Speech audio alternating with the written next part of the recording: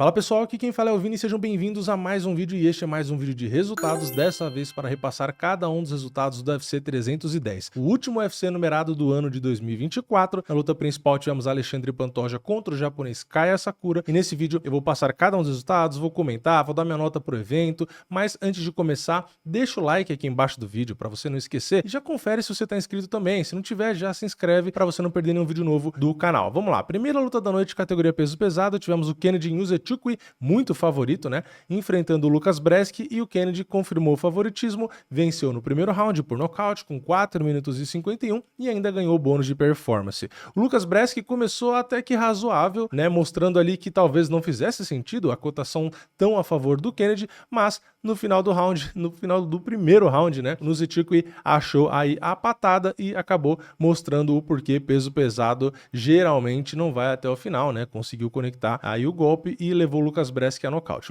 Lucas Brzeski que com essa luta tem 7 lutas no UFC no total e ele conseguiu perder 5. Ele só venceu 2 lutas, né? Foi uma no Contender Series, se a gente contar essas, são 7 lutas, né? E ele venceu, na verdade, o Walter Walker, o irmão do Johnny Walker, né? Ou seja, no UFC em si, se a gente tirar o Contender Series, ele tem 6 lutas e 5 derrotas. Ele só ganhou do Walter Walker. Pois é, né? E as últimas 2 lutas dele, contando com essa de hoje, ele sofreu 2 derrotas por nocaute no primeiro round. Então o Lucas Brzeski aí tá na hora de rodar, né? Não sei nem como que ele fez essa luta, já devia ter rodado antes. Mas enfim. Próxima luta, peso leve, tivemos o Chase Hooper vencendo o Clay Guida. Clay Guida era o maior azarão da noite. Chegou a pagar R$ 9,40 para cada R$ 1 que você colocasse nele, mas o Chase Hooper confirmou o grande favoritismo, finalizou no primeiro round com 3 minutos e 41 segundos e também ganhou bônus de performance merecido, né? Então as 2 primeiras lutas, as 2 acabaram no primeiro round e os 2 ganharam bônus. Na terceira luta, peso meio médio, tivemos o Michael Chiesa contra o Max Griffin. Aqui foi o primeiro azarão que venceu. Michael Chiesa finalizou no terceiro round com 1 minuto e 56. Foi uma luta ali com poucos golpes conectados, né? Foi uma luta com muito tempo de controle ali para o Michael Chiesa. Ele conseguiu 2 quedas. Quando o Max Griffin conseguiu, ele também controlou por 1 minuto e pouquinho. Então foram pouquíssimos golpes realmente no total ali, mas o Chiesa conseguiu não deixar ir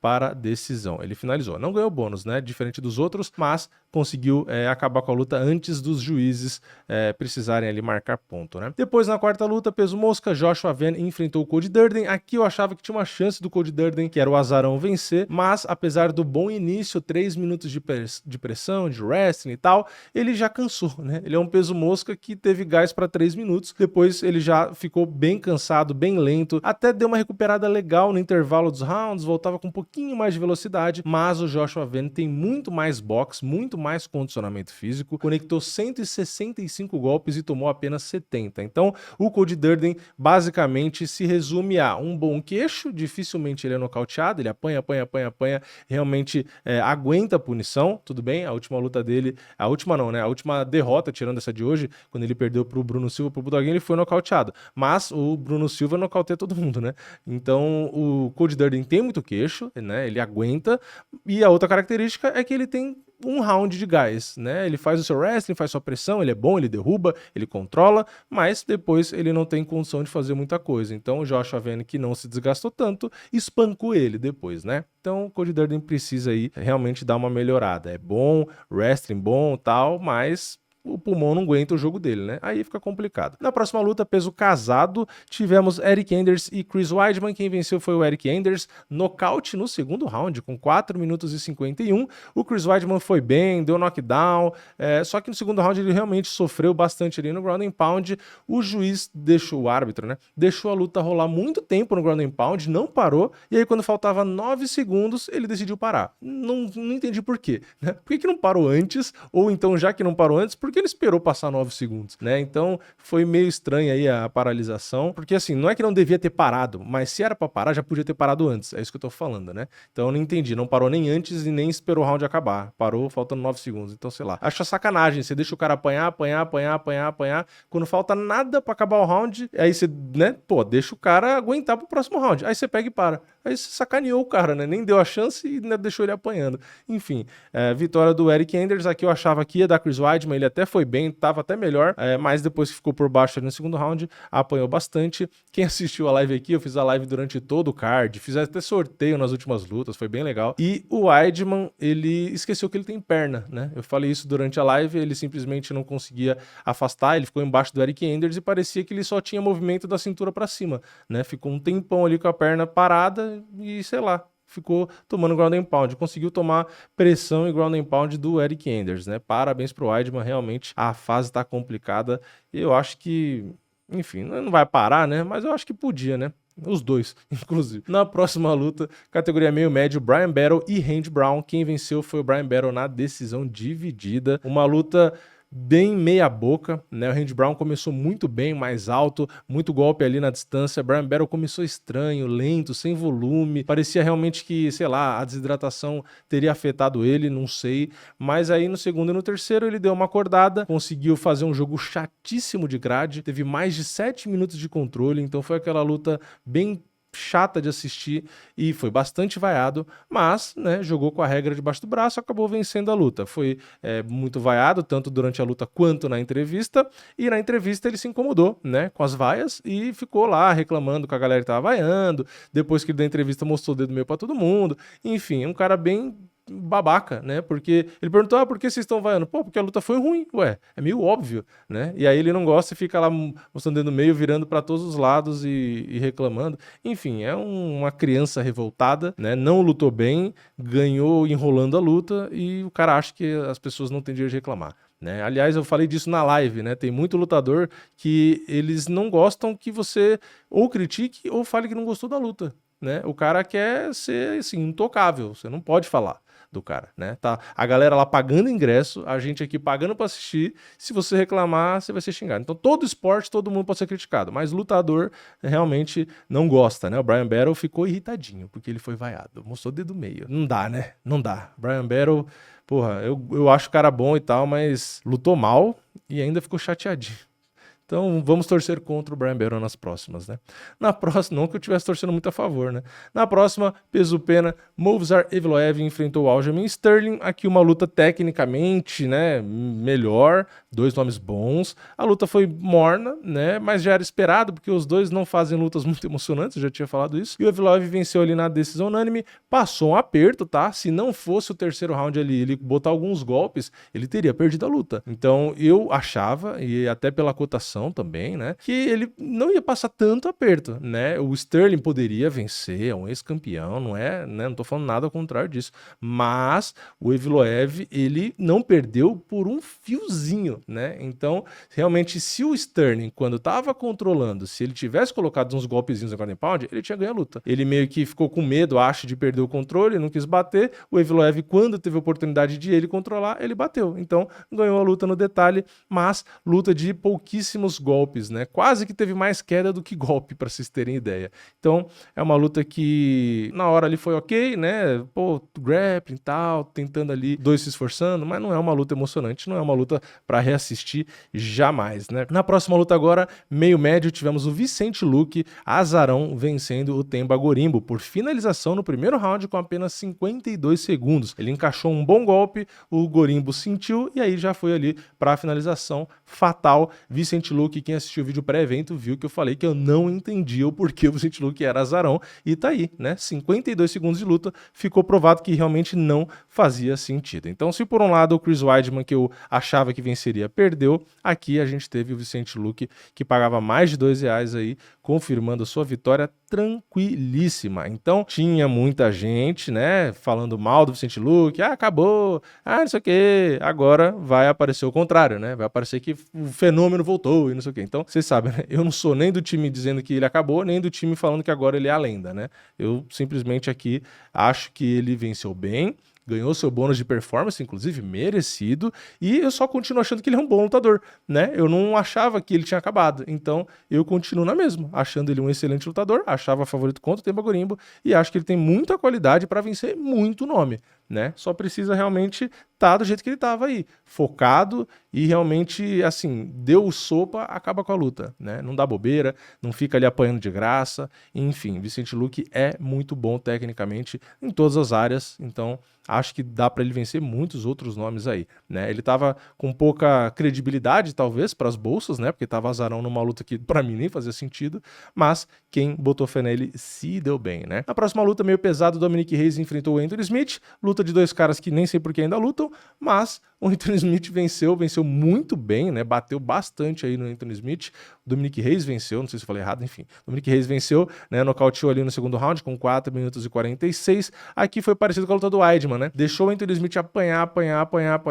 Quando faltava 14 segundos, ao invés do cara falar, bom, já apanhou até aqui, vamos deixar aí pro próximo round. Aí não, aí pegou e parou. Por que não parou antes, porra? Deixou o cara apanhar pra cacete, quando faltava pouco, aí parou. Então foi a mesma coisa do Weidman, não entendi, né? Porque ou preservou de vez, ou então, já que deixou o cara sofrer, que deixasse ele ter o mérito de ir pro próximo round, pelo menos. Mas enfim, Anthony Smith entrou muito emocionado, ele tinha perdido um amigo dele, e aí no final, depois ele deu entrevista falando que ele nem sabe se ele vai continuar a lutar ou não, e já não devia estar lutando, né? Na verdade, faz um tempo. Não tá rendendo. Dominic Reyes venceu? Ah, venceu, mas pô, é aquela vitória que vai servir pra quê? Pra iludir o cara, pra ele achar que, pô, voltei, né? As últimas 2 lutas ganhei as 2, nocauteei as 2 e achar que, sei lá, vai voltar pro topo. Eu acho muito difícil, né? Mas, enfim, ele pelo menos faz mais sentido ainda continuar. O Anthony Smith realmente não dá mais. Na próxima luta, peso pena, tivemos o Doo Ho Choi contra o Nate Landwehr. Quem venceu foi o Doo Ho Choi, que era azarão, né? Mais um azarão vencendo, conseguiu nocautear no terceiro round com 3 minutos e 21.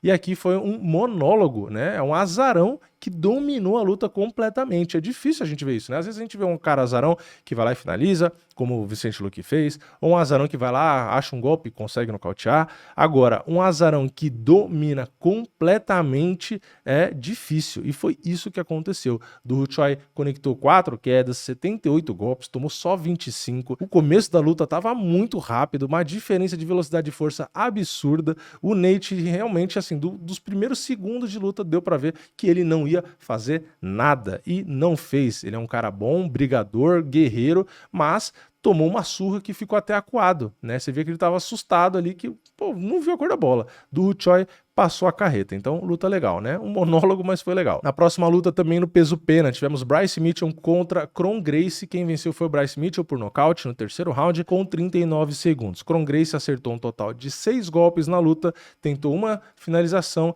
e puxou 4 ou 5 vezes para a guarda. E o Bryce Mitchell teve 8 minutos e 33 de controle. Bom, essa luta se resume ao quê? Né? É um cara do jiu-jitsu, né? Sei lá, como se a gente voltasse no tempo, pegasse o Royce lá atrás e trouxesse para hoje, e o cara achar que ninguém tem jiu-jitsu, que ele vai lutar MMA, vai puxar pra guarda e vai ganhar a luta, né? E não foi isso que aconteceu, obviamente, né? O esporte evoluiu muito, o Kron Gracie voltou depois de trocentos anos e foi amassado, né? Ele puxou pra guarda um monte de vezes, e uma delas, o Bryce Mitchell pensou, né? Falou, bom, se o cara tá me puxando pra guarda, e se eu der umas cotoveladas na cara dele, já que MMA não é jiu-jitsu? Aí ele pegou e deu 1, 2 e pronto. Apagou o Kron Gracie e, sinceramente, podem reclamar de mim, pode vir aqui embaixo falar que eu odeio brasileiro, pode me xingar, não tem problema, pode falar o que quiser. Eu tenho direito a ter minha opinião, e minha opinião é, o Kron Gracie não tem que estar no UFC.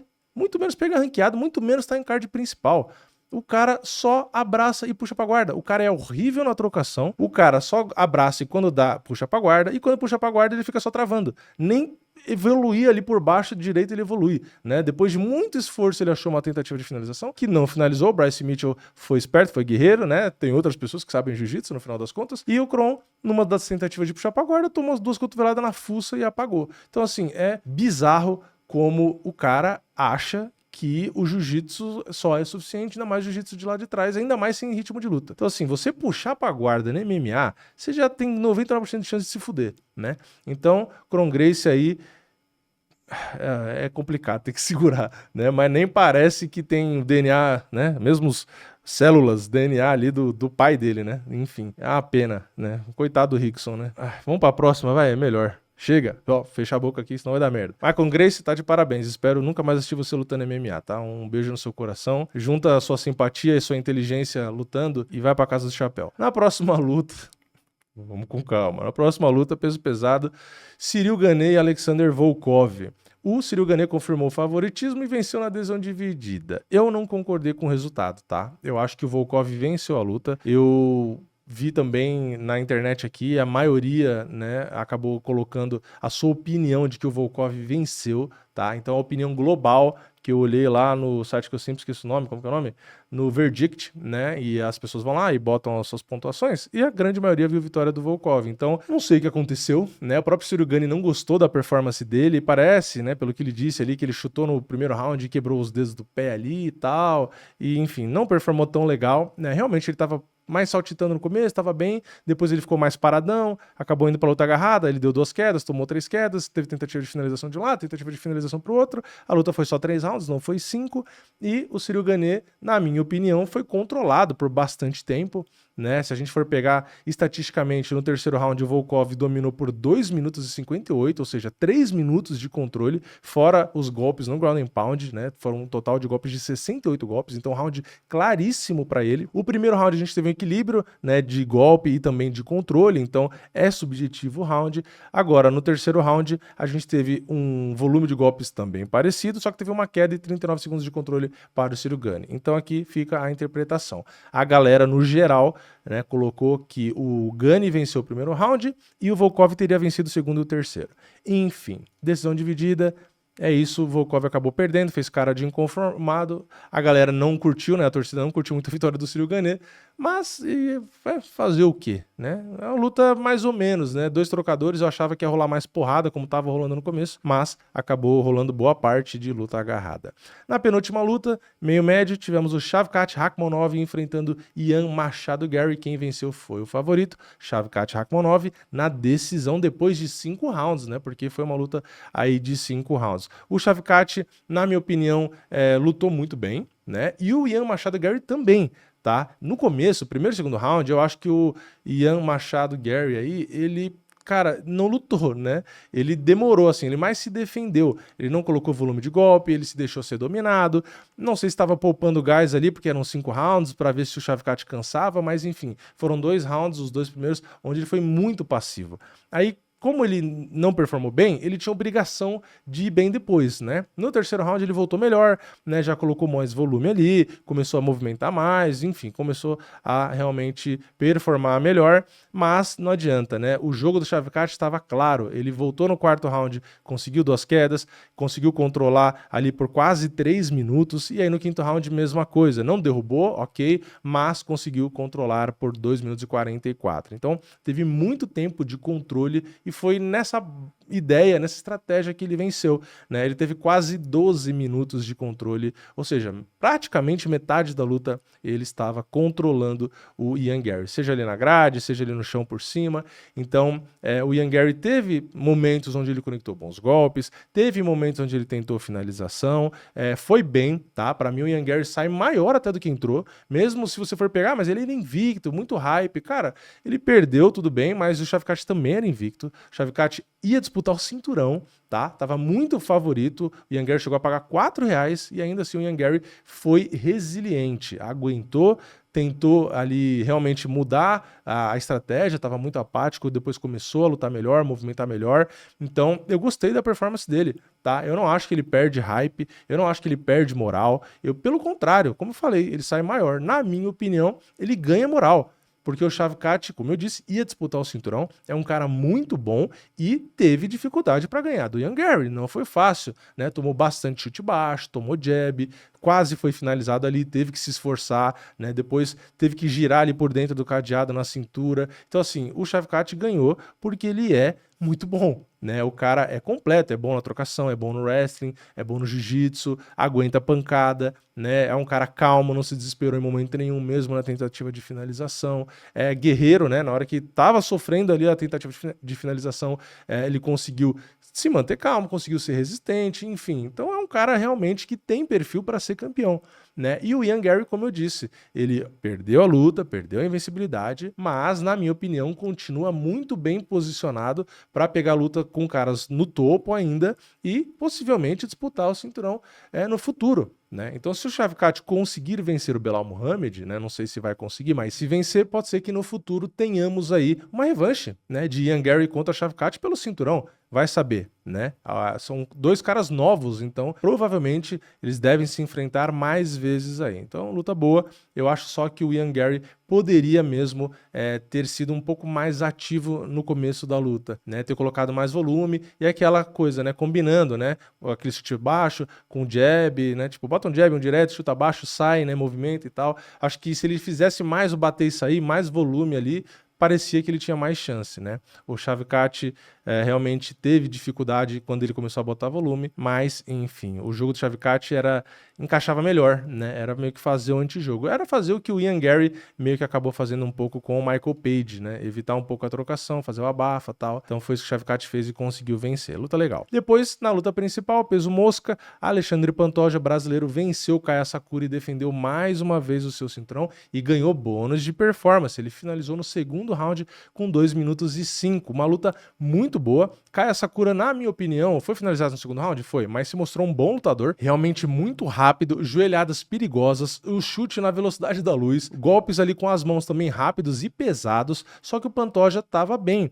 né? Ele foi muito bem na trocação, o Pantoja conseguiu responder, conseguiu colocar bons golpes. Apesar do Kaya Sakura defender bem as quedas ali, o Pantoja, inclusive, defendeu a maioria das quedas, né? O Pantoja ainda assim conseguiu aplicar 3 quedas, né? Conseguiu controlar por 2 minutos e 46 e conseguiu, no segundo round, a finalização. O Kaya Sakura se defende bem das finalizações, só que o Pantoja realmente, pegou as costas, tentou ali estrangular, não deu com um lado, ele voltou pro outro, né? Trocou de braço ali, escondeu a mão. A Sakura ficou buscando a mão ali, depois o Pantoja desceu, né? Tentou esconder a mão na cabeça, mas não deu, aí na cabeça da Sakura, né? Depois ele desceu, segurou meio que no pulso ali, quase um mão com mão, e apertou muito, né? Muita força ainda, segundo round, e o Kaya Sakura deu uma leve apagada ali e acabou aí sendo derrotado. Então, Pantoja defendeu seu cinturão mais uma vez, né? Já conseguiu aí vencer o Brandon Royval, o Steve Erceg, agora o Kaya Sakura, mais uma vez bônus. Dessa vez não precisou ir para a decisão, como as duas últimas lutas, né? Então tá de parabéns, Pantoja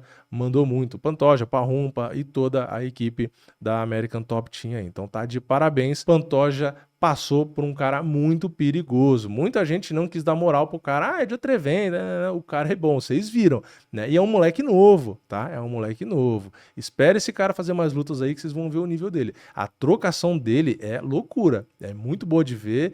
Inclusive tem muita luta legal pra esse cara fazer. E ele defendeu bem queda, tá? É que o Pantoja é muito bom de queda e de jiu-jitsu. Então o Kaya Sakura acabou perdendo o segundo round. Mas não dá pra olhar essa luta e falar, o Kaya Sakura não é tudo isso, né? Olha aí, ó como ele perdeu, não sei o que. Ele perdeu pro Pantoja. Todo mundo perdeu pro Pantoja, tá? Então não é muito parâmetro. Vocês vão ver quando esse cara pegar outros atletas aí, ainda mais se quiserem trocar com ele. Aí você vai ver como esse moleque é bom. E como eu disse, é muito novo, tá? Tem muito chão pela frente. Ele pode no futuro, né? Às vezes o Pantoja se aposenta, né? E tal. O Sakura é um cara que no futuro, alguns anos aí, pode sim ser campeão. Tá? É um moleque bom, parece um cara dedicado, um cara famoso aí, então o UFC deve realmente acabar investindo nele e tal.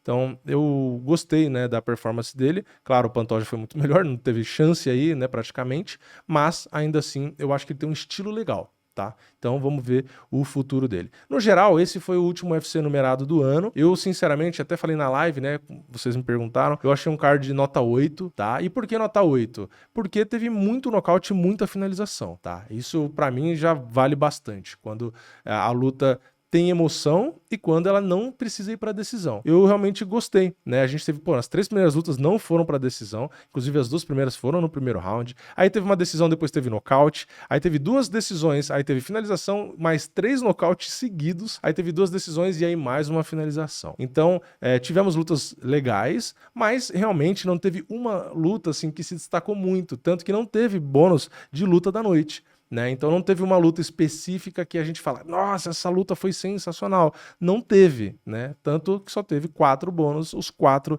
de performance. Mas ainda assim eu acho que vale a nota 8, tá? Porque a luta do Pantoja foi legal, do Ian Garry com o Shavkat foi boa, apesar de muitos momentos de controle, foi legal. Sergei Volkov foi ok, tá? Não acho que foi uma luta ruim. Kron Gracie ignora, não sei nem falar dele. Do Choi e Nate foi legal, foi um monólogo, mas foi legal. Dominic Reyes e Anthony Smith também não foi ruim, né? Foi bastante ground and pound, round ali. Vicente Luque passou a carreta, né? O Sterling Movistar foi mais ou menos. Brian Berry e Randy Brown foi chatinha. Eric Enders e Chris Weidman foi ok, não foi ruim. O Cody Durden e Josh Avene foi boa a luta, apesar do Cody Durden no segundo, terceiro round não fazer nada, né? Enfim, Chase Hopper foi legal, mas foi rápido, e o Kennedy também foi legal e foi rápido. Enfim, acho que vale uma nota 8. Só não é uma nota mais alta, porque, como eu disse, não teve uma luta sensacional, não teve uma luta muito emocionante. E não é uma nota mais baixa, porque não teve...